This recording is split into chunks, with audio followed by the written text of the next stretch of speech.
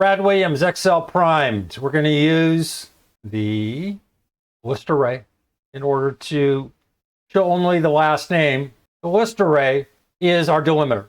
And as I mentioned previously, we can put in multiple delimiters within curly brackets as our delimiter.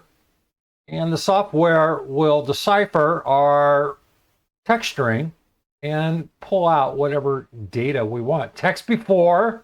We're going to do everything before. When I say do everything, we're going to replace everything before the comma, or space comma, or comma space.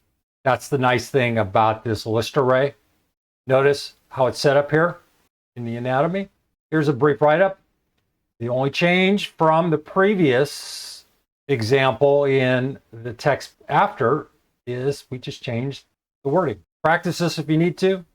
Brad Williams, Excel Prime.